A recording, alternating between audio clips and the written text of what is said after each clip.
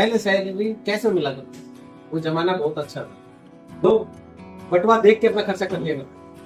बटुए में अगर 500 का नोट है तो टूटता नहीं था वो। अगर वो 100 के डिवाइड में नहीं होगा, 100 में टुकड़ों में नहीं होगा, तो खर्चा ही नहीं होता था। 1000 का नोट मिल गया तो 1000 का ना तो मिले होते थे ना ही खर्चा होता, तो फिक्स था हमारा खर्चा। और जीवन में बड़ा सरल तरीके से चला। लेकिन आजकल जब ई करेंसी आ गई, जब से आपका वॉलेट आ गया, जब से फोन पे, गूगल पे, फोन पे, दुनिया भर की ऐप आई, उन्होंने क्या किया, आपके मस्तिष्क पे कब्जा कर लिया खर्चे पे।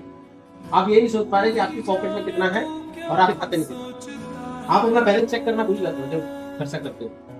आप फोन निकालते हो, गूगल पे करते हो, फोन पे पेटीएम करते हो और खर्चा करते हो। कभी ये नहीं देखते कि आपका बैलेंस कितना बचा।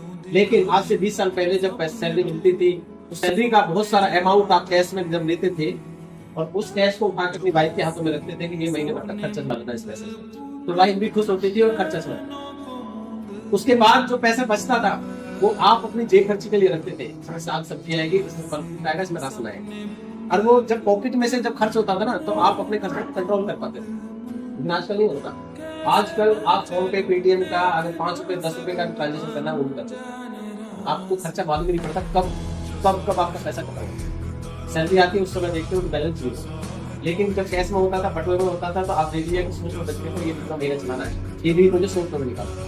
उस समय खर्चा कंट्रोल। पैसा तो सीख लिया यूज करना, पर उसे सही तरीके से और कंट्रोल वे में करना आपको